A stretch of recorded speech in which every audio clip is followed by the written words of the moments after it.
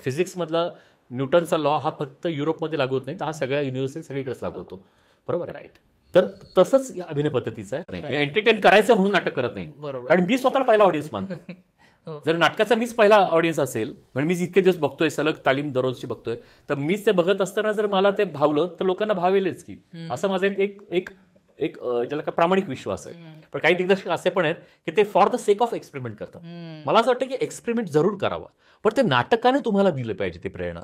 तर नाटकाच्या लेखनात काय तुम्ही प्रेरित होताय, त्यातनं एक्सपेरिमेंट सुचतो. बरेच जण काय करतात की नाटकावरती इम्पोजिंग करतात, की नाटक काहीतरी साधं असतं, पण त्याच्यावरती आपलं मी कसा वेगळा दिग्दर्शक आहे दाखवण्याच्या प्रयत्नात काहीतरी त्याचं एक अजूनच काहीतरी एक वैचित्र्यपूर्ण एक त्याचं प्रेझेंटेशन करतात. आपल्याकडे एक असं विनाकारण एक असं समज करून दिला की नाही, हसलं म्हणजेच एंटरटेनमेंट होते आणि दुःखांत असलेलं नाटक किंवा सिरियस नाटक लोकांना आवडत नाही असं नाही. उलट लोक जास्त तन्मयतेने बघतात. ही विचारधन नाटकं झाली पाहिजेत, कारण की थॉट प्रोव्होकिंग एंटरटेनमेंट हा नाटकाचा विषय आहे. नाहीतर मग करमणूक आपण बघतोच ना, रेळ बघतो, इतर सगळे वेगवेगळे फॉर्म आहेत, युट्यूब बघतो, काय आहे. पण नाटक हे असं माध्यम मला वाटतं की जे थॉट प्रोव्होक एंटरटेनमेंट देतं, म्हणजे त्याला मराठीत आपल्याला म्हणायचं झालं तर विचारप्रधान मनोरंजन तुमचं करतं.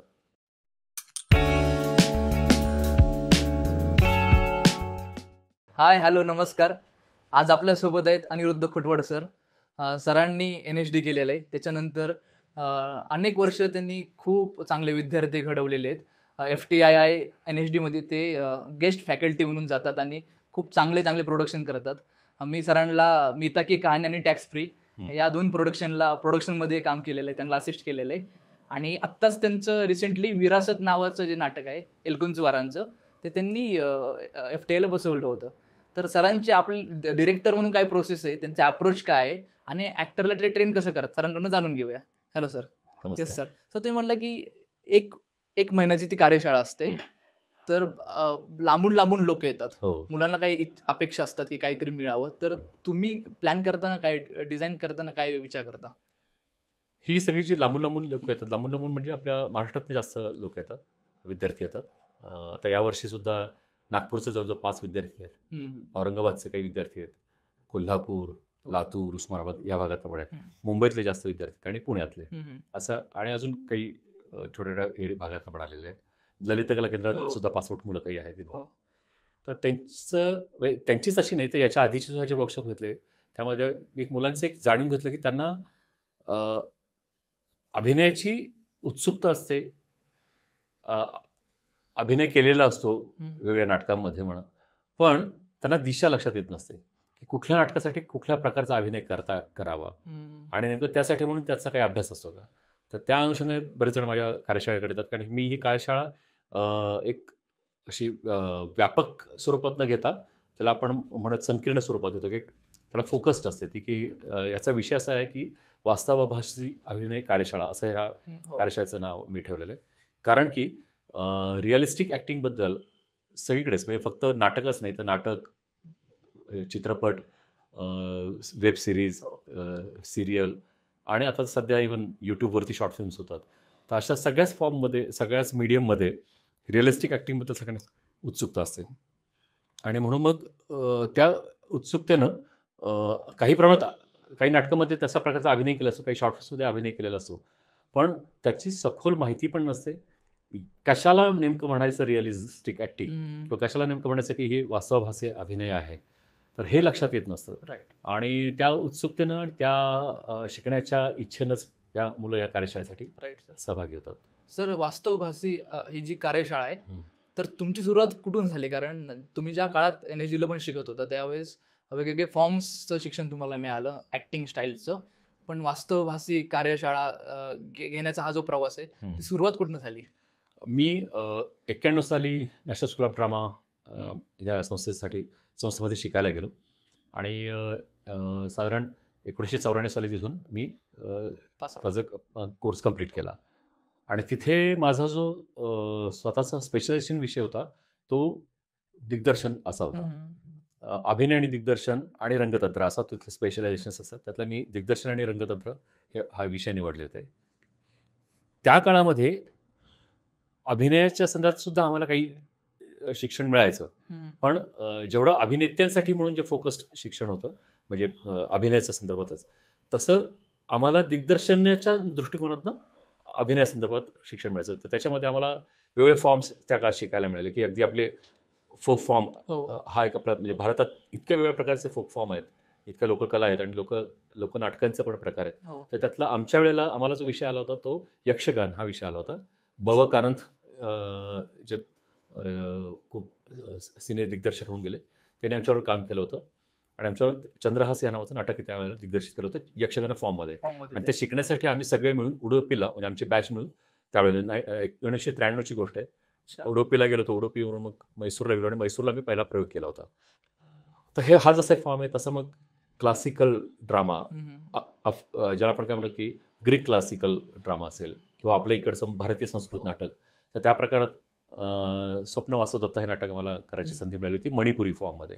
म्हणजे भारतीय संस्कृत नाटकच पण त्या मणिपुरी फॉर्ममध्ये. असं करत करत थर्ड इयरला येईपर्यंत आम्हाला realistic play in Indian or western language अशा पद्धतीनं विषय असतो. तर त्यावेळेला MK रॅना आमच्याबरोबर आले होते काम करायला आणि त्यांनी आमच्याबरोबर लोअर डेप्स हे नाटक केलं होतं. तर त्यांना मी त्या प्रोडक्शनसाठी असिस्ट करत होतो. ओके. NSDला जाण्याच्या आधीची गोष्ट सांगतो. मी पुण्यात असताना, मी पुण्याचा आहे मूळचा आणि पुण्यात असताना मी मॉडर्न कॉलेजला होतो. तिथे मी खूप नाटकाची मला ओढ असल्यामुळे मी तिथे पुरुषोत्तमच्या अनुषंगानं मी नाटकात काम करत होतो. गगन विहारी बोराटे, अजित शिरवळे यांच्यावर मी काम केलं ॲज अ बॅकस्टेज आर्टिस्ट, नंतर मग ऑन स्टेज आणि नंतर मग दिग्दर्शनाची मला संधी मिळाली थर्ड इयरला. म्हणजे NSDला जाण्याच्या आधीची गोष्ट करतोय. त्याच वेळेला अजून मला चांगल्या 2 संध्या मिळाल्या. त्या म्हणजे जब्बार पटेल हे त्यावेळेला पडघम या नाटकाचा पुन्हा नव्यानं प्रयोग बसवणार होते थिएटर अकॅडमी या संस्थेतर्फे. तर त्या नाटकातही संधी मिळाली. अभिनय केला त्यामध्ये. आणि त्यानंतर लगेच म्हणजे डिसेंबर 90ची गोष्ट आहे. त्या काळामध्ये राज्यनाट्य स्पर्धा त्याही वेळेला तेवढंच त्याला महत्त्व होता, क्रेज होती. तर मी परिचय ही जी नाट्यसंस्था आहे आमची, त्या संस्थेतर्फे आम्ही कोण म्हणते टक्का दिला हे नाटक केलं होतं. सुबोध पांडेंनी ते दिग्दर्शित केलं होतं आणि संजय पवार यांनी ते लिहिलेलं होतं. आणि संजय पवार यांनी त्या नाटकासाठी मला लाईट डिझाईन करशील का म्हणून बोलवलं होतं. उपेंद्र लेमय त्यात प्रमुख भूमिका त्यात करायचे. आणि उपेंद्र माझा खूप चांगला मित्र असल्यामुळे तोही मला आग्रहाने म्हणाला की आणि तू या ग्रुपमध्ये त्यानंतर इन्व्हॉल्व होशील आणि लाईट डिझाईनची जबाबदारी तू घेतोस का असे नाही. तर मी ती पण जबाबदारी घेतली. त्याला तुम्ही लाईट डिझाईन आधी शिकलो होतो आणि करत होतो. म्हणजे असं प्रॅक्टिकली शिकलो होतो. असं काही फक्त राजाभाऊ नातू यांचं एक मला वर्कशॉप करायची संधी मिळाली होती. त्या वर्कशॉपच्या जोरावरती मी लाईट डिझाईन करत होतो. पण ते वर्कशॉप फार चांगलं झालं. म्हणजे मी आता झालं काय सांगतो की हे करत असताना वेगवेगळे फॉर्म बघत होतो पण कशाला नेमकं रिअलिस्टिक नाटक म्हणायचं हे कळत नव्हतं. आणि पण रिअलिस्टिक नाटकाची ओढ मात्र लागली होती. आता कोण म्हणते टक्का दिला रिअलिस्टिक फॉर्ममधलंच नाटक आहे किंवा त्यानंतर मग एक कार्यशाळा पुण्यामध्ये होणार होती नॅशनल स्कॉप ड्रामातर्फे आणि ती कार्यशाळा राजाभाऊ नातू यांनी त्याचं पूर्णपणे कॉर्डिनेशन महाराष्ट्रीय कलोपास संस्थेतर्फे पुण्यात केलं होतं. त्यात मग पुण्यातले 20 विद्यार्थी आणि दिल्लीहून 20 विद्यार्थी असे 40 विद्यार्थ्यांचं कोलॅबरेशन होऊन एक कलाछाया म्हणून संस्था आहे त्यांच्यातर्फे ते त्यांच्या स्पेसमध्येच ते वर्कशॉप झालं. त्यावेळेला मला कळलं की नॅशनल स्कॉप ड्रामा नावाची एक मोठी संस्था आहे आणि तिथे माहितीच नव्हतं, खरंच नव्हतं मला माहिती. फिल्म इन्स्टिट्यूटबद्दल माहिती होतं पण नाटकाचं पण ट्रेनिंग येतं ते माहीत नव्हतं. त्या वर्कशॉपमुळे मला पहिल्यांदा कळालं आणि मग उत्सुकता निर्माण झाली की अरे आपण असंच नाटक करत आलेलं पण नुसतंच हौशी पातळ न करता त्याचं व्यवस्थित शिक्षण घेत आणि मग या फील्डमध्ये कार्यरत होत किंवा इंटरेस्ट घेऊयात. आणि मला लकीली मी थर्ड इयरला अपियर असतानाच मी अप्लाय केलं आणि ते इंटरव्ह्यूज दिले तर मी सिलेक्ट झालो. म्हणजे माझं वर्ष वाया नाही गेलं. मी लगेच इकडे ग्रॅज्युएशन कम्प्लीट केलं आणि तिकडे NSDला जॉईन झालो. आणि ज्यावेळेस तुम्ही NSDचं प्रिपरेशन करत होता बऱ्यापैकी खूप लोक ऍक्टर म्हणून जातात. हो खरं. जाताना तिथे गेल्यावर त्यांना असं वाटतं की मग डिरेक्शन करावं किंवा बाकीच्या गोष्टी कराव्या.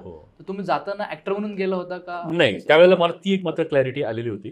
कारण की त्यावेळेला ॲज अ लाईट डिझायनर म्हणून मी त्यावेळेला एक तरुण पिढीत जसा तसा ते संकेत पारखे आहे की तो लाईट डिझाईन म्हटलं की त्याला सगळे जण बोलवतात. तसं त्यावेळेला माझं थोडंसं माझ्या बाबतीत काही झालं होतं. तेव्हा मला ते एक उत्सुकता आहे. मला रंगतंत्राबद्दल जास्त ओढ होती आणि दिग्दर्शन मी करायला सुरुवातच केली होती म्हणजे मी पुरुषोत्तमच्या निमित्तानं.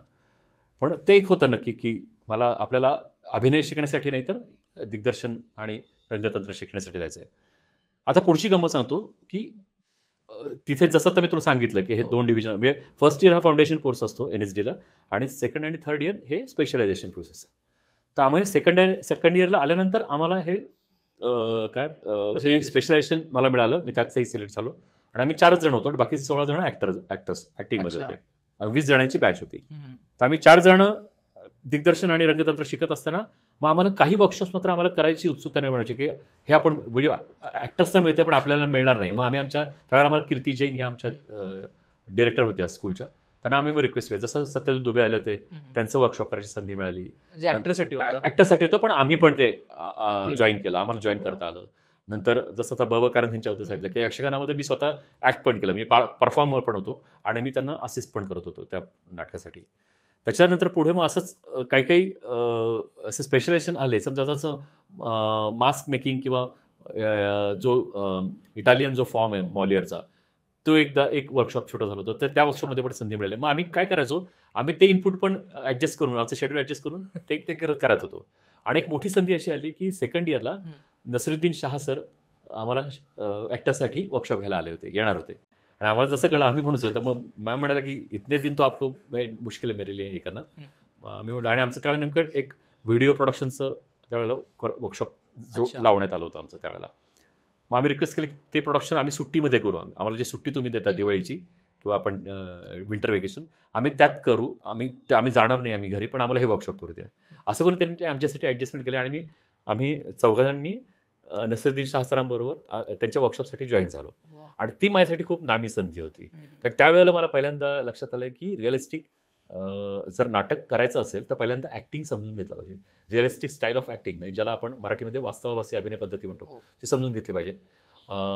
नसिरुद्दीन सरांनी आम्हाला स्टॅनिस्लॉव्स्की सिस्टीम याबद्दल त्या निमित्तानं एक इंट्रोडक्शन दिलं त्या अभिनय पद्धतीबद्दल. आणि मग त्या विषयाबद्दल एक ओढ निर्माण झाली. त्याच काळात आणखीन एक गोष्ट घडली होती सेकंड आणि थर्ड इयरच्या दरम्यान की इब्राहिम अलकाझी सर त्यांनी स्वतःचा ग्रुप दिल्लीत डेव्हलप केला होता आणि त्यांचा एक वर्षाचा कोर्स असायचा. त्या वर्षाचं कल्म्युनेशन ते नाटक त्याचं प्रोडक्शन करून करायचं. तर त्यांनी बहुतेक करून 93 सालची गोष्ट असेल, 93च्या इयर एंडला त्यांनी जेव्हा प्ले प्रोडक्शन केले तर त्यांनी सलग 2 नाटक केले, वाडाचिरेबंदी आणि मग्न तळ्याची काठी. ह्या नाटकांचं त्यांनी हिंदीतलं विरासत पार्ट 1 पार्ट 2 असे त्यांनी ते प्रयोग केले होते. आणि ते पाहिल्यानंतर तर अजून मग हे इच्छा वाटली की अरे ह्या पद्धतीनं रिअलिस्टिक फॉर्मनं या नाटकांना अप्रोच होता येऊ शकतो. याच्या आधी मी विजयाबाई मेहता यांचं नाटक मी बघितलेलं होतं NSDला जाण्यापूर्वी, वाडाचिरेबंदी. त्या नाटकाने सुद्धा मला खूप अत्यंत म्हणजे खरं तर मला त्याच वेळेला मनात विश्वास निर्माण झाला होता की किंवा इच्छा निर्माण झाली होती की वास्तववादी नाटक म्हणजे काय इथं लक्षात आलं होतं, त्याच्याबद्दल ओढ निर्माण झाली होती. आणि आपल्याला सुद्धा ह्या फॉर्ममध्ये काही काम करता येईल का, एक्सप्लोअर करता येईल का, काही नाटक बसवता येतील का, याची इच्छा निर्माण झाली होती. आणि अलकाझी सरांचं नाटक बदलल्यानंतर अजून जास्त ते सखोल अभ्यास झाल्यासारखं झालं. म्हणजे आमच्यासाठी एका बाजूला शिक्षण तर चालू होतंच, पण असं मला प्रॅक्टिकल काही काही अनुभव, प्रत्यक्ष प्रयोग म्हण किंवा जसं नसीर सरांचं वर्कशॉप म्हण हे मिळाल्यामुळं मग मला एक माझा एक म्हणजे पासआउट होता माझा एक नजरिया किंवा एक पण म्हणून की मला एक उद्देश मला मिळाला की आपल्याला काय करायचं आहे. आणि मग मी माझा प्रोजेक्टच घेतला होता माझा फेलोशिपचा की realistic acting in Indian dramas. भारतीय रंगमंचावरील वेगवेगळ्या त्यातलं रिअलिस्टिक त्यासाठी रिअलिस्टिक अभिनय म्हणजे किंवा वास्तवाभासी अभिनय पद्धती हे कसं आणता त्याचं काम कसं करतं. आणि मी तशा पद्धतीने मग मी त्या वर्षभरात मग मी तो माझा जो काही फेलोशिप प्रोजेक्ट होता ते मी त्याच्यावर काम करत होतो. आणि त्याचा मला आता खूप उपयोग होतो कारण त्यानिमित्त माझा सिलेबस तू जसं म्हणलं तर सिलेबस नकळत त्या निमित्तानं माझा डेव्हलप होत गेला, तयार झाला नकळत. मला का करायचं हे कळलं. मला पहिली संधी मिळाली ती आपल्या ललित कला केंद्रातच मिळाली. 98 साली मला आळेकर सरांनी मला आपल्या ललित कला केंद्रामध्ये बोलवलं आणि तिथे मी कार्यशाळा घेतली. माझी पहिली जी बॅच आहे ती मुक्ता बर्वे, चिन्मय केळकर, अनिता दाते नव्हतीची बॅच ही 98 सालची बॅच आहे. मग तेव्हापासून मी काही नंतर पुढे विनोद लव्हेकर, ते सगळे पुढचे काही विद्यार्थी होते. आणि मग 2002ला एक अशी चांगली संधी मिळाली की आळेकर सरांनी मला अजून एक पुढची ऑफर अशी दिली की तू ज्या बॅचबरोबर वर्कशॉप घेशील त्याचबरोबर तू आता नाटक पण कर. आणि मग मी ती बॅच होती अनिता दाते, उमेश जगताप, सुहास शिरसाट आणि रवी जाधव वगैरे असे वेगवेगळे जण होते विद्यार्थी. आणि मी सप्टेंबरमध्ये वर्कशॉप केलं त्यांच्याबरोबर, ही अभिनय कार्यशाळा केली. आणि नंतर त्याला आपण काय म्हणूयात नोव्हेंबर एंडला मी प्रोडक्शनची सुरुवात केली. आणि तिथे मला सरांनीच नाटक सुचवलं की तू वेडा कुंभारसारखं नाटक कर, कारण इथे ग्रामीण भागातलं विद्यार्थी आपले इथे येतात, त्यांना ते जास्त आपलं वाटेल, ते अपील होईल आणि त्यांना करताना आपलं वाटेल नाटक, अगदी एकदम कुठलं नागरी नाटक निवडण्यापेक्षा. आणि ते मी करायला घेतलं. आपल्या अंगणमंचमध्ये 50 फुटी सेट लावला. तर ती प्रोसेस पण फार धमाल होती, की त्या प्रोसेसमध्ये म्हणजे तो सेट मीच डिझाईन केला होता आणि समन्वय खाते सरांनी त्याचे लाईट डिझाईन केलं तर त्या सेटमध्ये असं होतं की सगळे आपल्या मुलांनी म्हणून केलं होतं की जमीन शेणाने सारवणं, भिंत सारवणं, कुंभारवाड्या म्हटलं की मग भट्टी असते, त्याचे सगळे डिटेल्स, झोपडी बनवली होती वगैरे, असं सगळे डिटेल्स केले. आणि मग ती मुलं आम्ही संध्याकाळपासून रात्री उशिरापर्यंत तालीम करायचो आपल्या इथे, आणि रात्रीच करू शकायचो तालीम, दिवसाहून असल्यामुळं. पण त्यावेळेला मला त्याचं इम्प्लिमेंटेशन, मला आता सांगायचा मुद्दा हा की मी जी कार्यशाळा घेतली त्यांच्याबरोबर, एक वास्तवभासी अभिनय कार्यशाळा, जी स्थानिक सिस्टीमच्या अभिनय पद्धतीवरती बेस्ड होती. तर ती कार्यशाळेचं मला इम्प्लिमेंटेशन नाटकात करता आलं. आणि हा माझ्यासाठी पहिला तो एक्सपेरिमेंट होता, जे मला स्कूलमध्ये मला ते शिकायला मिळालं होतं की तुम्ही ते भारतीय नाटकांसाठी सुद्धा, जे मी प्रोजेक्ट तुला म्हटलं होतं फेलोशिपचं प्रोजेक्ट, मी लिखित प्रोजेक्ट होतं ते माझं, ऑब्झर्वेशन्स होती, मी बाहेर बघितलेलं ऑब्झर्वेशन्स होती, मी हे करत होतो. म्हणजे जसं विजयाबाईंचं वाडाची रंगली बघितलं म्हण, किंवा इतर वेगळी नाटकं बघितली. आता मी स्वतः करणार होतो ते नाटक तशा प्रकारे. मग ते करताना सर काय बदल झाले? कागद वाचताना काहीतरी अगदी असतं वेगळं, हो, आणि करताना काहीतरी बदल होतात. नक्कीच. तर बदल म्हणण्यापेक्षा ना, मला माझ्यासाठी असं कस असायचं की इथे आपण द मॅजिक बद्दल मुलांना समजावून सांगतो, किंवा इमॅजिनेशन बद्दल टास्क देतो, त्यांच्याकडे इम्प्रेशन्स करून घेतो. पुढे जाऊन मग इमोशनल मेमरीबद्दल पण त्यांच्याकडनं कधी कधी काही एक्सेस करून घेतलेले होते. पण नंतर कळायचं की इथं आता तोपर्यंत कसा एक मनामध्ये किंतु होता की इतकी ही रशियन एका दिग्दर्शकाने डेव्हलप केलेली मेथड, ती आपल्याकडे आपण कशी, अर्थात हाही तिढा स्कूलमध्ये सुटलेला होता, कारण की असं काही नसतंच मुळात. म्हणजे सायन्स जसं आहे, फिजिक्समधला न्यूटनचा लॉ हा फक्त युरोपमध्ये लागू होत नाही, तर हा सगळ्या युनिव्हर्सिटी सगळीकडेच लागू होतो, बरोबर आहे. तर तसंच या अभिनय पद्धतीचं आहे. आणि इथे मात्र कशाचा लागायचा की आता हे ग्रामीण ढंगाचं नाटक आहे, हा अस्सल आपल्या कोल्हापूरकडचा माणदेशातला हा कुंभार आहे, आणि त्या कुंभाराच्या आयुष्यात ही इमोशनल मेमरी कशी शोधायची त्या कॅरेक्टर संदर्भात, किंवा हे इमॅजिनेशनच्या पातळीवरती ह्याला कसं आता ॲक्टर्सना मोटिवेट करायचं. आणि ते नकळत ते वर्कशॉप आधी केलेलं असल्यामुळं ते मला सोपं गेलं असं म्हणणं नाही, पण मला ते सुचायला लागलं. आणि ते त्या भाषेत सुचायला लागलं. म्हणजे आता एक वर्कशॉप घेताना नाही वाटत ती एक अकॅडमिक भाषा असते, पण नाटक करताना आपण अगदी समरसून जातो. मग माझी पण भाषा थोडी कधी कधी ग्रामीण होऊन जायची, कारण ते नाटकच ग्रामीण जाते, असल्यामुळे मी पण मुलांशी पण ग्रामीण पद्धतीने बोलायचं प्रयत्न करतो. कधी कधी ज्याला आपण म्हणतो की असं मिक्सअप होऊन त्याच्यात त्यांना तशा पद्धतीने एनकरेज करायचो, मोटिवेट करायचो. आणि ते करत असताना आम्ही जे प्रसंग इम्प्रोवाइज करत होतो सुरुवातीला, ते नंतर मला असं ते व्हिज्युअलाइज व्हायला लागले की हे आधी ॲक्च्युली आम्ही अंगणमंचामध्ये करणार नव्हतो. आधी आम्हाला नामदेव सभागृहच देण्यात आलेलं होतं की तिथं आपल्याला करायचं म्हणून. आणि मी रिहर्सल सुरू केली साधना हॉलमध्ये, आणि तिथं मला लक्षात आहे की आम्ही घुसमट व्हायला लागली. नाटक एक नाटकात वातावरण मुळात एक्सटेरियरच आहे, नाटक बाहेर घडतं. कुंभारवाडा म्हटलं की झोपडीच्या बाहेर घडतं ना, म्हणजे वाड्यात घडतं ना कुंभारवाड्यात. तर म्हटलं आपण मग असं काय करतो, मग मी त्या बाहेरचं अंगण आहे म्हणजे कुठलं ललित कला केंद्राचा जो ऑफिस आहे त्याच्या बाहेरचा जो परिसर आहे, आता तुम्ही आता तिथं एरिया आहेत, पायऱ्या आहेत, तिथे गाड्या वगैरे पार्क होतात, तिथे त्यावेळेस तसं काही नव्हतं. त्यावेळेस नुसती मातीची अंगण होतं, तेवढं फार डेव्हलप नव्हतं, सगळं असं कच्चच हे होतं, आणि फरशा होत्या काही चालायला यायला. तर तिथे आम्ही मग मी साधनावरमध्ये न करता इकडे रिहर्सल करायला, आणि मग तिथं मग ते एक झाड आहे बघ, तर त्या झाडाच्या तिथं आम्ही त्याला बॅकग्राऊंडला धरून आम्ही काही इम्प्रोव्हायशन्स करायला लागलो.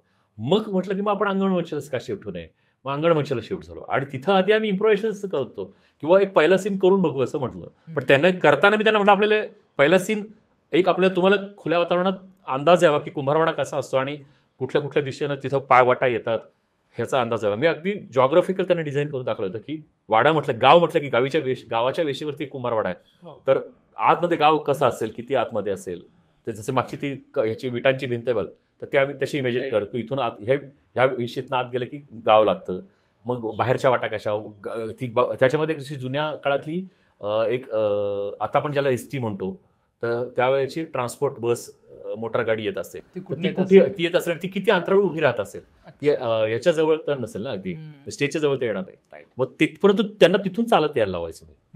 बरोबर आहे ना, जसं आपल्या गावाकडे असतं बघा, आपण ते चढ उतार असतात, मग आपण उतरून मग त्या घरापर्यंत येतो, आणि मग तिथून मग त्या कुंभारवाड्याला वळसा करून तेव्हा आपल्या गावात जायचे, असे ते होतं. तर सांगायचं काय की आता त्यांना प्रत्यक्ष ते त्या परिसरातच करायला मिळाल्यामुळं मग तिथं मला असं वाटायला लागलं, आणि मुलांना वाटायला लागलं की आपण इथेच का करू. आणि मग आम्ही रिहर्सलच्या प्रोसेसमध्ये तो डिसिजन घेतला की आपण ओपन एअरमध्ये करूयात. आणि मग अंगणमंचामध्ये करायचं ठरल्यानंतर मग मी समन्वय सरांना इन्व्हॉल्व्ह केलं.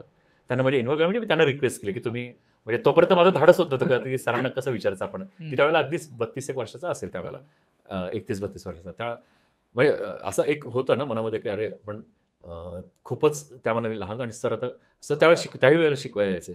पण मग एक वेळ मी असंच धाडसाने आपलं त्यांना असं विचारून बघितलं, सर असं मी, तुम्हाला तर माहिती मी नाटक करतोय, पण ह्या नाटकाचं तुम्हाला लाईट डिझाईन करायला आवडेल का? आणि तेवढे कुठे करतो म्हटलं, मग अंगण मंचात करायचं ठरलंय. तेवढं का नाही? ते पण असे मनापासून अगदी होकार दिला त्यांनी, आणि त्यांनी लगेच ते, आणि सगळ्यात तुला चांगली गोष्ट सांगतो त्यांची, ते रिहर्सल येऊन बसायचे. अरे रोज जसं नाही, पण काही म्हणजे 10 दिवस आधी, 15 दिवस आधी, आणि ते मध्ये मध्ये येऊन जायचं, आणि नंतर 15 दिवस सलग होते ते. आणि ते म्हणजे त्याची सगळी कामं आटपून ते संध्याकाळी यायचे, रात्रीमध्ये बसायचे, ते आमची रिहर्सल ऑब्झर्व करायचे म्हणजे, आणि मग त्यांनी डिझाईन केलं. असं म्हणजे मला हे फार माझ्यासाठी ते लर्निंग प्रोसेस. म्हणजे असं नाही एक दिवस आले आणि डिझाईन. हां, असं अजिबात आहे त्यांच्या, म्हणजे हा तर असं बोलणंच बरोबर नाही, की कारण ते त्या म्हणजे काय म्हणत, त्यांनी अदरवाईज त्यांनी कमिटच नसतं केलं जर त्यांना जमलं Dedication नसतं तर. हां, ते डेडिकेशननीच करतात. मुद्दा काय आहे, की माझ्यासाठी पण ती एक लर्निंग प्रोसेस होती. मग मला अजून ती जबाबदारीचं मला जाणीव झाली, की अरे आपल्याला अजून म्हणजे इन्व्हॉल्व तर होतोच मी, पण अजून तुटून पडलं पाहिजे, आणि ते दडपण पण होतं. पण तेही त्यांनी घालायचं, कारण ते येऊन बसायचे, कधी इंटरप्ट करायचं नाही. म्हणजे नाही, मी रिहर्सल मग नंतर फीडबॅक द्यायचा त्यांचा. पण त्यामुळे मला पण एक उत्साह निर्माण झाला, आणि ती मुलं सुद्धा इतकी फार मनापासून इन्व्हॉल्व होती. जवळजवळ ऑन स्टेज 18 ते 20 जण होते, आणि बॅकस्टेज असं म्हणून आम्ही जवळजवळ 30 जणांची मुलं बॅच, कारण जसं अजूनही आपल्याकडे होतं बघ, की थर्ड इयर काम करत असेल तर second second year first year backstage होतं, असं म्हणून जवळजवळ 35 एक मुलं होती. आणि असं सगळ्यांचा म्हणून तो आपला, आणि ते प्रोडक्शनने मला खूप हुरूप आणि कॉन्फिडन्स दिला. हुरूप तर आलाच, पण एक असं मला वाटतं की आपण स्थानिक सिस्टीम या विषयाला आपण अस्सल ग्रामीण नाटकासाठी, म्हणजे मराठी अस्सल ग्रामीण नाटकासाठी पण त्याचा उपयोग करून त्या पद्धतीने आपण शोधू शकतो नाटक. राईट. आणि एक काय प्रमाणात त्याचा प्रयोग झाल्यानंतर बऱ्याच जणांनी अशीच दाद दिली, की अनिरुद्ध अरे हे धमाल, म्हणजे ह्या असं वाटलं पण नाही की तू NSD न आले, तर आम्हाला असं वाटलं की तू काहीतरी असं अकॅडमिक काहीतरी वेगळं करशील, पण तू अस्सल ढंगाचं ग्रामीण नाटक केलंस, तर पाहून आनंद वाटला. म्हणजे असं म्हणजे आळेकर सरांना पण खूप आवडलं होतं. तर सांगायचं काय, मग त्यानंतर एक आपल्याला कॉन्फिडन्स डेव्हलप होतो. मग मी तसं धाडस करायला लागलो. मग मी जास्त करून भारतीय नाटकं निवडायला लागलो, किंवा मराठी नाटकं आणि इतर भाषिक पण भारतीय नाटकं, की जी मग त्यांच्यासाठी मग मी ही स्टॅन्सॉसी सिस्टम या अभिनय पद्धतीचा उपयोग कसा होईल हे मी प्रयत्न करत असतो. सर आपण कुठल्या तरी एजमध्ये इन्फ्लुअन्समध्ये असतो. NSD मध्ये वेगवेगळे रायटर आपल्याला आपण ब्रेक्ट किंवा ऑर्थो किंवा Okay. बाकीचे जी लोक आहेत हो. त्यांचं आपल्याला गहदांनी पीटर बुक हो. त्यांनी केलेलं नाटकं, तर आपण त्यांच्या एका प्रेमात असतो, इन्फ्लुअन्समध्ये असतो. Okay, हं. तर असं तुम्ही कुणाच्या इन्फ्लुअन्समध्ये होता का? इन्फ्लुअन्स म्हणण्यापेक्षा ना, म्हणजे खरं तर आधी मराठी लेखकांच्या इन्फ्लुअन्समध्ये होतो म्हणण्यापेक्षा, मला त्यांचं म्हणजे जसं तेंडुलकर वाचायला लागलो की तेंडुलकरच वाचायचो, किंवा एलकुंचवार यांची नाटकं वाचल्यानंतर असं वाटायला लागलं की यांची नाटकं करायची संधी आपल्याला कधीतरी मिळायला पाहिजे. आळेकरांची नाटकाच्या बाबतीत तसं होतं. आळेकरांचे खास करून मला महापूर आवडलं होतं. म्हणजे पुन्हा माझं कल रिअलिस्टिककडे असल्यामुळं मी त्यांचं महापूर हे नाटक सायकोलॉजिकल रिअलिस्टिक फॉर्ममध्ये ते केलं होतं. म्हणजे तसं ते नाटक खूप सॅटारिकल आणि हो. आहे, त्यात तो ह्युमर पण आहे. मी माझ्या नाटकातही होता तो, पण त्याच्यात मग तेवढंच मी महत्त्व त्यातल्या सायकोलॉजिकल कॉम्प्लेक्सिटीला दिलं होतं, आणि ते सरांना तो पण पॉईंट ऑफ आवडला होता. त्यानंतर मला एलकुंचवार सरांचं नाटक करायची संधी मिळाली, रक्तपुष्प, होळी. नंतर वाडा चिरेबंदी हिंदीमध्ये, मी हिंदीमध्ये जास्त एलकुंचवार सरांची नाटकं केलेली आहेत. विरासत पार्ट 1 आणि विरासत भाग 2, म्हणजे विरासत भाग 2 तर अगदी आत्ता केलं, फिल्म इन्स्टिट्यूटसाठी आपल्या पुण्यातलं, तिथल्या सिक्किम ॲक्टिव्ह डिपार्टमेंटसाठी केलं, आणि सिक्कीमला सुद्धा हे नाटक केलं. सिक्कीमचं जे नॅशनल स्कूल ऑफ ड्रामाचं सेंटर तिथेही केलं. आणि वाडा चिरेबंदी हे जे नाटक केलं ते आधी MPSD म्हणून Madhya Pradesh school of drama तिथे केलं 2012 साली, आणि 15 साली NSDसाठी केलं. अधांतरसारखं नाटक करायची संधी मिळाली जयंत पवारांचं, तेही मला रिअलिस्टिक नाटकातलं अत्यंत महत्त्वाचं नाटक वाटतं. तर हे तर होतंच, पण नंतर हळूहळू त्यांच्या निमित्तानं NSDमध्ये शिक्षण घेत असताना मग पाश्चात्य लेखकांबद्दल पण अजून उत्सुकता निर्माण झाली, वाचन गोडी लागली. खास करून मला जास्त अंतोन चेखव यांची नाटकं मला प्रिय होती, आवडायची, किंवा टेनेसी विल्यम्स यांची नाटकं आवडतात.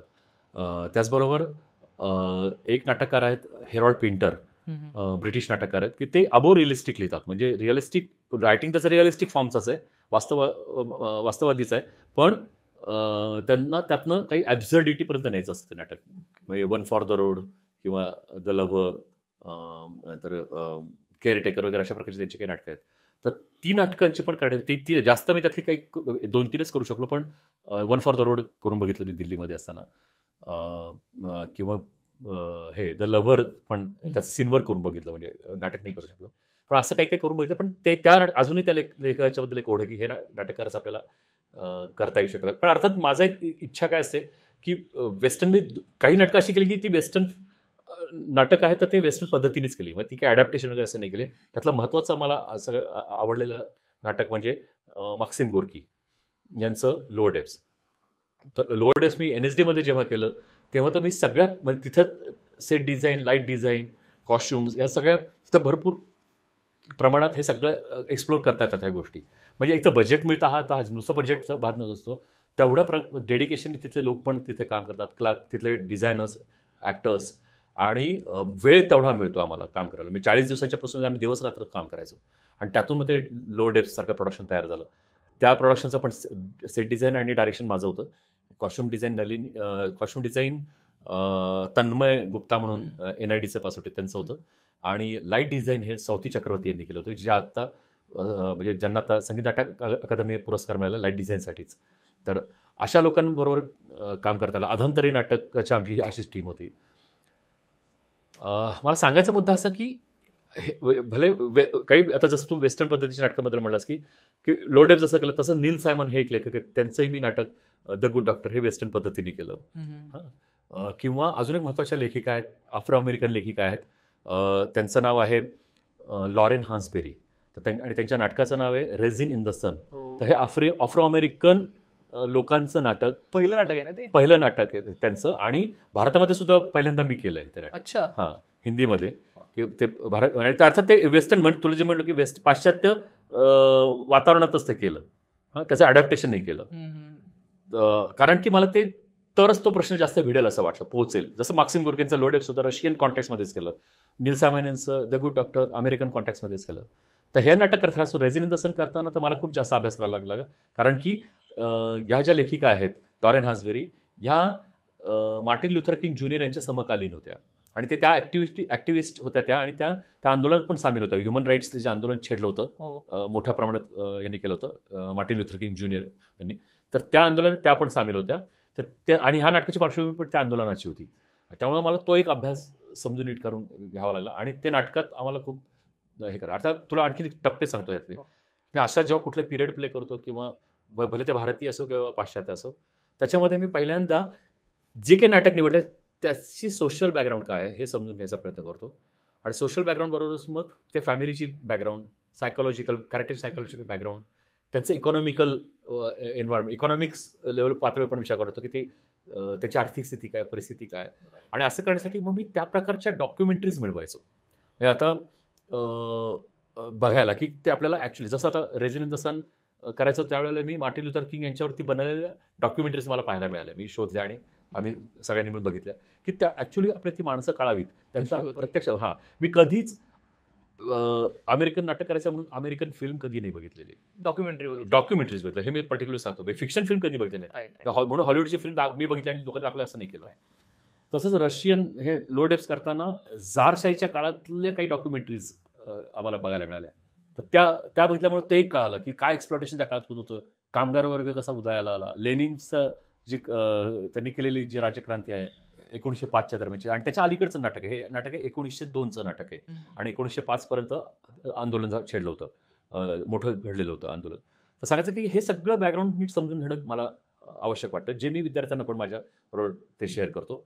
इव्हन तू वेळा कुंभार करताना सुद्धा माणदेश, कोल्हापूर, करवीरचे आपले शाहू महाराज, त्यांच्या काळातलं कोल्हापूर याचा एक मी पण स्वतः स्टडी करण्याचा प्रयत्न केला, आणि मुलांना पण त्याचा शेअरिंग केलं. आधांतर करताना मिल मजदुरांचा पूर्ण ती जी काही म्हणजे सामंतांच्या आंदोलनापासून 80 पासून ते 95 पर्यंतच्या, म्हणजे त्याचा अस्त जसं होत गेलं, किंवा आपल्याला काय म्हणत ते उद्ध्वस्त जसं करण्यात आलं जाणीवपूर्वक, गिरणी कामगार मालक आणि सरकारने मिळून जसं उद्ध्वस्त करण्याचा हे प्रयत्न केला, आणि तोही काळ, आणि नाटक त्या काळातलं 95च्या काळातलं नाटक आहे, तो बॅकग्राऊंड येतं. तर हे पण समजून घेण्यासाठी माझ्या डॉक्युमेंटरीज मला ह्यासाठी मग कधी टीस नावाची जी संस्था आहे, Tata institute of social sciences, film institute, अशा काही संस्थांची पण मदत घेऊन, काही फिल्म डिव्हिजन असं काही, की जेणेकरून असं आपल्याला काही डॉक्युमेंटेशन मिळावं, काही लायब्ररीजमध्ये जाऊन हे शोध घेणं, कारण आमच्याकडे त्या लायब्ररीज होता, आता इंटरनेट खूप नंतर आलं. पण सांगायचं की अशा पद्धतीनं अप्रोच आधी करतो, तयारी करतो, अभ्यास करतो, आणि मग पुढे जाऊन मग ॲक्च्युअली प्रत्यक्ष त्या नाटकाची तयारी करणं, मग त्या प्रोसेसमध्ये मग मुलांना इम्प्रोव्हेशन करतात. जे आता मी तुला आपला विषय इथून सुरू झाला होता की तू वेडा कुंभार अंगण मंचापर्यंत आलं कसं, कसं आलं? तर ते त्या अनुषंगाने मग ते इम्प्रोव्हेशन्स आधी घेतो. त्या नाटकाच्या जोडीनं येणारे काही जे काही अलीकडे पलीकडे काय घडलं असेल असं आपण जे म्हणतो नाटकाच्या, ते इमॅजिन करून त्याच्या संदर्भात इम्प्रोव्हेशन्स घेणं, असं करत करत मग नाटकापर्यंत मग ऍक्च्युअली टेक्स्ट त्यांना टेक्स्टचं वाचन करत. टेक्स्ट नंतर देता तुम्ही? टेक्स्ट टेक्स्ट देतो आधीपासून, वाचन एका चालू असतं, पण ऍक्च्युअली प्रत्यक्ष ब्लॉकिंगला सुरुवात करत नाही मी लगेच गेल्या गेल्या असं की राहू असं असं नाही. म्हणजे पूर्ण बॅकग्राऊंड समजून घ्यायचं काय. तर कारण मला ही म्हणजे कसं आहे, ही तयारी फक्त मला वाटतं डिरेक्टरनीच करावी असं नाही, डिरेक्टरची असलीच पाहिजे तयारी ही अभ्यासाची. पण त्याच्याबरोबर माझी इच्छा असते आणि जी मला दिसते पण विद्यार्थ्यामध्ये, की ती माझ्या विद्यार्थी म्हणजे कलाकार अभिनेत्यामध्ये किंवा माझ्या बॅकस्टेज करणाऱ्या विद्यार्थ्यांमध्ये पण त्यांना ती बॅकग्राऊंड माहिती असावी, तर ते अजून जास्त इरेनं आणि मनापासून काम करतात आणि त्या अभ्यासानं मग ते पण गुंततात, ते त्यांचं पण काही कॉन्ट्रीब्युशन करू बघतात. मग अदरवाईज नाहीतर मग अनिरुद्ध किंवा अनिरुद्ध सारखा कुठलाही दिग्दर्शक ते म्हणतील तसं असं मग ते होतं ना आपल्याकडे, की टिपिकल आपल्याकडे लगेच एक आदेश पाळणं हे आपल्या इकडच्या नाटकातल्या ग्रुप्समध्ये पण ते असं पहिल्यापासून एक अशा पद्धतीने वातावरण तयार केलं असं. मग दिग्दर्शक म्हणजे आदेश देणार आणि कलाकार म्हणजे फॉलो करणार असंच असल्यामुळे आणि ते तोडायचं होतं मला. पण असं नसतं, हे कुठेतरी कोलॅबोरेटिव्ह ऍक्टिव्हिटी आहे, ह्यात तुमचंही क्रिएटिव्ह कॉन्ट्रीब्युशन असलं पाहिजे. आणि म्हणून मग मी अशी आधी त्यांची तयारी करून घेतो, त्यांना असं प्रवृत्त करतो वाचायला पाहायला, आणि मग ऍक्च्युअली नाटक वाचणं, त्यातला टेक्स्ट टू सबटेक्स्ट हा प्रवास समजून घेणं आणि मग स्टेजवरती येणं आणि ब्लॉकिंग करणं असं. आता त्याच्यात एक पुढे लगेच चालायचं उदाहरण दिलं तर आठवलं म्हणून अधांतरच्या वेळी तुला गोष्ट म्हणतो. असं आपल्या ललित कला केंद्रात पहिल्यांदा अधांतर केलं 2009 साली, त्यानंतर मग फिल्म इन्स्टिट्यूटमध्ये केलं आणि नंतर मग NSD मध्ये केलं 2014 साली NSD मध्ये केलं होतं.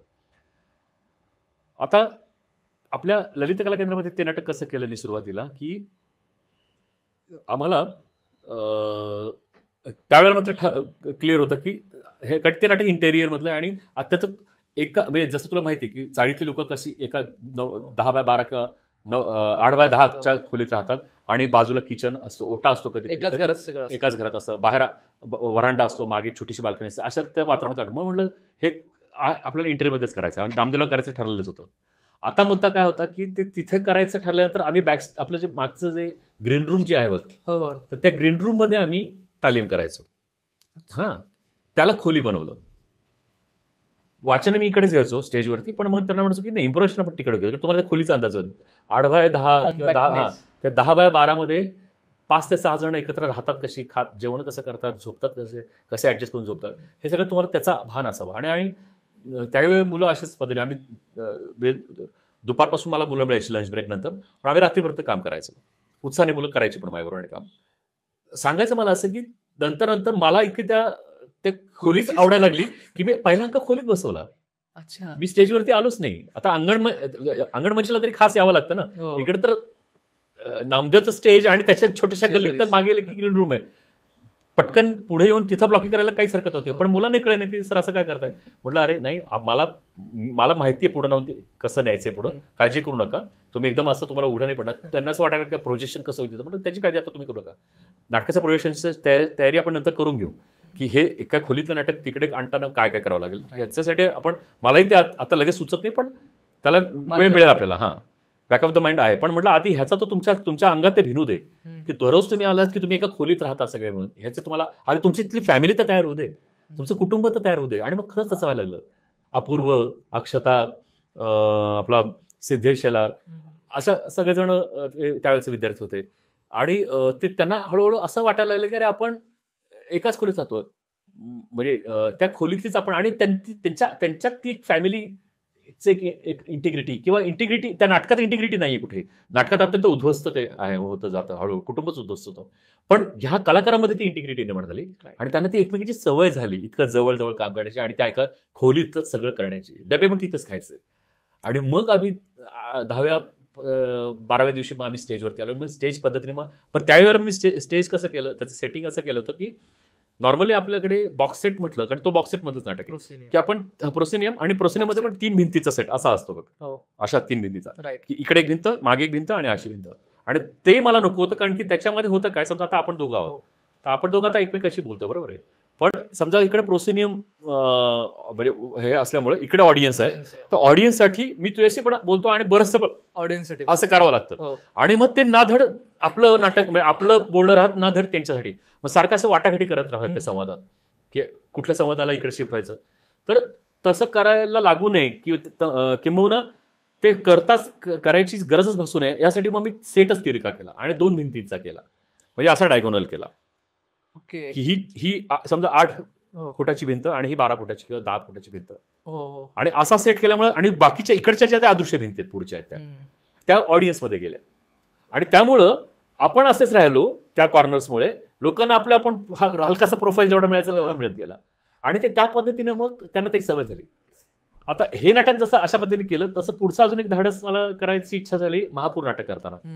महापूर हे नाटक केलं मी साधारण 2007 साली. म्हणजे खरं तर हे नाटक नंतरच आहे, 2009ला मी अधांतर केलं, पण महापूर जर खरं तर अलीकडे केलं ते. त्यावेळेला पण असाच एक वेगळा प्रयोग केला होता. इथलीच ती गोष्ट आपण जिथं आता बसलो सुदर्शन रंगमंचामधली, की त्यावेळेला सुदर्शन रंगमंच बऱ्यापैकी व्यवस्थित चालू झालेलं होतं आणि इथं बऱ्यापैकी खूप वेगवेगळे थिएटर ग्रुप्स इथं नाटक करायचे, अमेचर ग्रुप्स करायचे. मला पण करायची इच्छा होती, पण मला नाटक सुचत नव्हतं. आणि मला शुभांगी ताई आहेत आणि डॉक्टर दामले ते पण मला विचारत होते, प्रमोद काळे सर विचारत होते की काळे काका विचारत होते की अरे तू आमच्या इथं कधी करणार नाटक, तू इथं कधीच असं केलं, तू नेहमी प्रोसिनमलाच करतोस नाटक मोठ्या स्टेजला. म्हटलं मला स्क्रिप्ट चांगलं म्हणजे मला तशा पद्धतीचं स्क्रिप्ट मिळवते मग नक्की करेन. आणि त्याच दरम्यान असं झालं की मी तू विडा कुंभार करून झालेलं होतं, आणि त्यावेळेला जे जसं तू माझ्यावर असिस्ट केलं होतं प्रोडक्शनला, तसे मला त्यावेळेला जे प्रोडक्शनला असिस्ट करणारी 2-3 जण होते. पद्मनाभ बिंड होता, गणेश पोद्दार होता, निरंजन गोखले, त्यावेळेला ते फर्स्ट इयर सेकंड इयरला होते. तर ते आता 2007 पर्यंत पासआउट झालेले होते, आणि मग त्यांनी माझ्याकडे इच्छा व्यक्त केली की अरे तू आमच्या बॅचला तर नाही करू शकलास, तू आमच्यावर नाटक करशील का, आमच्यावर एक नाटक करणार. म्हटलं कुठलं, तर ते म्हटलं की आम्ही 3-4 जण आहोत, तर 4 ते 5 जणांमध्ये बसेल असं कुठलंही नाटक तुला आवडेल ते तू विचार कर. आणि माझ्या मनात ते महापूर बरेच दिवस करायचं चाललेलं होतं, कारण ते इंटिमेट फॉर्ममध्ये करायचं चाललं होतं. मग मी त्याच्यासमोर ते प्रपोजल ठेवलं की महापूर मला करण्याची इच्छा आहे, बघा विचार करून. आणि ते त्यांनाही आवडलं ते नाटक, ते वाचून बघितलं आणि आवडलं. पण कसं करायचं तेही अर्थात प्रोसिजरमध्येच लिहिलेलं, पण तशाच पद्धतीने की ते प्रोसिजरमध्ये होईल अशाने. पण ते मग मी काय केलं, सुदर्शनमध्ये करायचं जेव्हा ठरवलं. आता सुदर्शनचं तुला रंगमंच माहिती आहे, तो तर अजून छोटा आहे, पण आहे प्रोसिनियम पद्धतीचा, त्याचं मिनी थिएटर आहे, इंटिमेट आणि मिनी थिएटर आहे, पण एक साईडला आहे ना, म्हणजे प्रोसिनियमच आहे. आता मी काय केलं की नाटकमध्ये जिथं भारतीय बैठक आहे तिथे नाटक खेळायचो, ऑडिटरमध्ये तर ऑडियन्स बसायची आणि इकडे पण म्हणजे प्रेक्षक बसायचे, आणि स्टेजवरती पण पायऱ्या केल्या आणि तिथे पण प्रेक्षक बसवायचे, दोन्ही बाजून त्यामुळे 2 आपण जसं आहोत 2 जण, तर 2 बाजूनी आमने सामने प्रेक्षक आणि मध्ये नाटक काढायचं. अशा पद्धतीने केल्यामुळे अजून असं झालं की अजून आम्हाला प्रेक्षकांसाठी करावं नाही लागलं. दोन्ही अभिनेते, आणि त्या नाटकामध्ये फार इंटरेस्टिंग एक गोष्ट आहे, आळेकर सरांनी ते नाटक लिहिताना प्रत्येक प्रसंग फार इंटरेस्टिंग मध्ये लिहिला की मॅक्झिमम 2 ते 3च कलाकार आहेत प्रत्येक प्रसंगात, जास्त 2च आहेत, गोविंदा आणि सुलभा प्रेयसी, गोविंदा आणि वडील, गोविंदा आणि आई, गोविंदा आणि तो इसम, असेच आहेत, 2-2 पात्री संवाद जास्त आहेत. मग म्हटलं अरे हा फॉर्म जास्त जाईल. आणि मला एकदम आठवलं, कारण की मी कधी कधी डेक्कन जिमखानाला तिथं लॉन टेनिस तिथे आहे बघ, म्हणजे बॅडमिंटन आणि लॉन टेनिस आहे तिथे, तर ते कधी कधी बघायला जायचो मॅचेस, तर ते एकदम क्लिक झालं अरे हां हे मॅच सारखंच आहे हे सगळं, हा नाटक म्हणजे की गोविंदा एकटा खेळतो आणि त्याच्याबरोबर अपोजिट हे सगळे प्रतिस्पर्धी त्यावर खेळायला येतात. आणि तो फॉर्म लक्षात, त्यावेळेला मला अजून तिथे एकदम हे नाटक कन्फर्म करायला मी परत एकदा मॅच बघायला गेलो की समोरचा ऑडियन्स डिस्टर्ब तर होत नाही ना. आपण समजा एखादी मॅच बघत असताना तू जर इमेजिन केलंस तर आपण मॅचच बघतो, आपण समोरच्या ऑडियन्स सुद्धा केव्हाच करत असतो, हे करत असतो, पण त्या ऑडियन्सने आपण डिस्टर्ब होत नाही, तर तो ऑडियन्स आपल्यामुळे डिस्टर्ब होत नाही. आपण काय आपलं लक्ष त्या 2 खेळाडूंकडे असं, तसं इथं 2 अभिनेत्यांवरती राहिलं त्यापेक्षा, आणि हे इथं वर्क झालं. आणि त्यावेळेला हा पुण्यात म्हणा किंवा महाराष्ट्रात म्हणा पहिला प्रयोग असा होता की दुतर्फा पद्धतीनं ऑडियन्स प्लॅन करून केलेलं नाटक होतं इंटिमेट फॉर्म मधलं. आणि हे नाटकाचं नंतर आम्ही पुढे जवळ 60 प्रयोग केले, वेगवेगळ्या भारतामध्ये वेगवेगळ्या ठिकाणी केले. दिल्लीमध्ये भारत रंग महोत्सवाला ते सिलेक्ट झालं, गुवाहाटीला पण एका फेस्टिवलला सिलेक्ट झालं, तिथलं जे पूर्वोत्तर महोत्सव आहे. आणि त्याशिवाय आम्ही मिळून प्रयोग केले कोल्हापूरला, नंतर नाशिक, औरंगाबाद, पुण्यात इथं ते रिअलिस्टिक पद्धतीने केलं नाटक ते आहे ऍब्झर्ड पद्धतीचं, पण मी ते एडिट करून ते त्याचं ऍक्टिंग स्टाईल रिअलिस्टिक होती, जी सायकोलॉजिकल, तुला कशी म्हणतात सायकोलॉजिकल रिअलिझम ज्याला आपण म्हणतो त्या घाटात. तर अशा पद्धतीने वेगळं एक्सप्लोर करून मिळते. सर तुम्ही जे बोलला की इंटरेस्टिंग आहे, म्हणजे तुम्हाला जो फॉर्म आहे तो वेगळा आहे, म्हणजे तुम्ही ऍब्सर्ड नाटक आहेत किंवा वेगवेगळ्या फॉर्मचे त्यांना रिअलिस्टिक मध्ये तुम्ही म्हणजे अप्रोच Approach तशा पद्धतीने. ऍक्टिंगचा अप्रोच रिअलिस्टिक मध्ये असतो आणि जेव्हा फॉर्म येतो तेव्हा तिचं जे मंच व्यवस्था आहे ती मंच व्यवस्था तुम्ही सांगितलं इंटरेस्टिंग. हो. आणि त्याचा खूप फरक पडतो, अभिनयामध्ये पण खूप फरक पडतो त्याचा. त्यामुळे माझे नॉर्मली मी दिग्दर्शित केलेल्या नाटकांचे सेट डिझाईन पण मीच नॉर्मली करतो, कारण की मला त्यातून सुचतं. आता तू मिता की कहाणी या नाटकाला पण इन्व्हॉल्व होता असेल, तर आता आपल्या त्यावेळेला आपलं ते कसं वेगळं चॅलेंज होतं आपल्यासाठी, की त्यावेळेला ते 2 शॉर्ट प्ले आपल्याला करायचं होतं. मिता की कहाणी अर्थात मिता की कहाणी शॉर्ट प्ले त्याला आपण एडिट करून हे सलग नाटक केलं होतं, ज्याला खरं तर इंटरव्हल पण आहे. आणि दुसरं नाटक आपण निवडलं होतं टॅक्स फ्री. तुला आठवत असलं पण त्या प्रोसेसमध्ये सुद्धा आता त्यावेळेला माझ्याकडे एक वेगळा टास्क काय होता माझ्यासाठी, की दोन्ही नाटकं एका सेटवरती कशी होती. कारण आपल्या इंटरव्ह्यूमध्ये जास्त वेळ नव्हता आपल्याला बदलायला स्टॅनीला. आपण प्रॉपर्टीज बदलायचो, पण एक बेसिक जो स्ट्रक्चर होतं सेटचं ते तेच ठेवलं होतं. आणि ते तसंच आता 2 नाटकं ऍट अ टाइम त्यात विचार करणं, त्यांचं इमॅजिनेशन करणं, ती तशी आपण त्यावेळेस शोधत गेला होता. असं तुला आठवत असेल, तू सगळं सेटची जाऊ दे तूच घेतली होतीस, तू आणि विक्रांत तुम्ही दोघांनी मिळून करायचं. तर हे चॅलेंज मी काय करत असतो, मी केवळ रिअलिस्टिक नाटक अभिनयासाठी नाही निवडत, मी ॲज अ प्ले डिरेक्शनसाठी पण निवडतो. माझ्यासाठी पण तो टास्क चॅलेंजेस असतात की ते कुठल्या स्पेसमध्ये कसं खेळता येईल. म्हणजे नाहीतर काय होईल की सगळीच, कारण आपल्याकडे एक संभ्रम असा आहे की रिअलिस्टिक नाटक हे म्हणजे वास्तववादी नाटक हे प्रोसिडिंगसाठीच दिलं जातं आणि केलं जातं, असं एक आपल्याकडे आहे.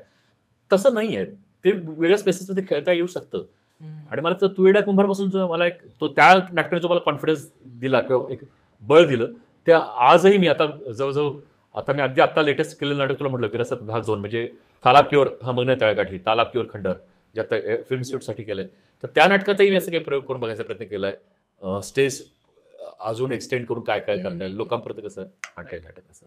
सर तुम्ही मला काय जाणवलं तुम्ही त्या प्रोसेस मध्ये होता इन्व्हॉल्व, म्हणून जसं तुम्ही म्हणलं अंगण म्हणजे आपण ट्राय करूया हां, की ती प्रयोग करायचेच आहे की आपण प्रयोग करूया. प्रयोग करा द्यायचे. त्याच्यामुळे प्रोसेनियमचा जो हट्ट असतो तो सुटला आणि प्रयोग करत राहिला, त्यामुळे वेगवेगळ्या स्पेसेस तयार होत राहिल्या तुमच्यामुळे, हां. लोकांनाही बघायला मिळाल्या. मला विचारायचं की जेव्हा तुम्ही मॉडर्न कॉलेजला होता तेव्हाही तुम्ही नाटकं बघितली, डिरेक्ट केली, नंतर NSD मध्येही केली, त्याच्यानंतर प्रॅक्टिकली बाहेर तुम्ही वेगळ्या शिक्षण संस्थांसाठी केलं आणि संस्थांसाठी पण राहिले. म्हणजे एक आपला अप्रोच बदलत असतो. ज्यावेळेस मी तुम्हाला असिस्ट केलं त्यावेळेस वेगळा अप्रोच मला आला की अरे असं बघितलं जातं अगदी. ऍक्टिंगकडे किंवा ओव्हरऑल. एवढं नाटकाकडे पण तर तुमचे अप्रोच कसे बदलत गेले? माझे नाटकांनीच बदलत गेले माझे नाटक. म्हणजे मी बघण्यातनंही एक इतरांची नाटकं बघणं हा मी आजही चालू ठेवलं. म्हणजे मी बऱ्याच वेळेला आपलं असं होतं की आपण आपल्या कामात व्यस्त असतोच, पण जेव्हा जेव्हा मला शक्य असेल तेव्हा मी इतरांची नाटकं बघतो. भले मी त्या फॉर्मची नाटकं करत नसेल, मला स्टायलिश नाटकं फॉर्मची नाटकं पण बघायला आवडतं, संस्कृत नाटक बघायला आवडतं, मॉडर्न काही डिव्हाइस प्रोडक्शन बघायला आवडतं. पण अजून कधी एकच मी डिव्हाइस प्रोडक्शन केलं ते म्हणजे एक रिकामी बाजू. ते ऍक्टिंग स्टाईल जी रिअलिस्टिक होती, पण ते पूर्णपणे डिव्हाइस प्रोडक्शन होतं ते, की एक असं एक इश्यू बेस्ड स्क्रिप्ट होतं की जे ब्रेस्ट कॅन्सरबद्दल तो विषय होता. आणि गीतांजली कुलकर्णी ही अभिनेत्री ही माझे NSD मधलीच माझी कलिक मैत्रीण आहे. तर तिने मला हे नाटक वाचायला दिलं होतं आणि ती म्हटली तुला करायला आवडेल का. मी वाचलं तर मला आवडलं नाटक. आणि मग ते करायचं असं होतं की फार इंटरेस्टिंग, त्यात 50 कॅरेक्टर होते आणि जवळजवळ 50 म्हणजे 30 ते 35 कॅरेक्टर होते आणि 50 सिच्युएशन होत्या आणि 3-3 मिनिटाचा एक प्रसंग होता. मॅक्झिमम एक प्रसंग 3 मिनिटात संपतो. माझ्यासाठी ते चॅलेंज होतं, करायचं कसं. मग आम्ही काय केलं की म्हणजे त्यात असं ठरवलं की एक जी त्यातली रितू नावाची जी कॅरेक्टर आहे, जिला ब्रेस्ट कॅन्सर झाला, ती कायम ठेवायची, बाकीचे सगळे कॅरेक्टर रोल प्ले बदलत राहायचं. आणि मग मला पद्मनाभ बिंड आणि वीणा जमकर हे दोघं कलाकार होते आणि गीतांजलीनी ती प्रमुख भूमिका केली रितूची. तर अशा तिघातच ते नाटक आम्ही खेळायचो. तर हे दोघं जण जवळजवळ म्हणजे 10 ते 12 भूमिका खेळायचे आलटून पालटून. आणि ही कंटिन्युअसली ऋतूची भूमिका करायची. त्यात अर्थात ते 50 सीनचं नाटक मी 30-35 पर्यंत आणलं एडिट करून. पण त्याच्या सुद्धा तरी सुद्धा 10 ते 12 म्हणजे बघणार, हिचे 10 ते 12 रोल, त्याचे 10 ते 12 रोल, असं ते करत करत ते बांधलं नाटक. आणि ते असं आम्ही इम्प्रोव्हाइज करत करतच ते तयार झालं. कधी तयार झालं कळलं नाही आम्हाला. आणि ते असं अत्यंत इंटिमेट फॉर्ममध्ये ते तयार केलं. त्याला 2008चा झी गौरव पुरस्कार मिळाला, जवळजवळ 7 पुरस्कार मिळाले, दिग्दर्शन, अभिनय आणि इतर रंगतंत्रासाठी. वा.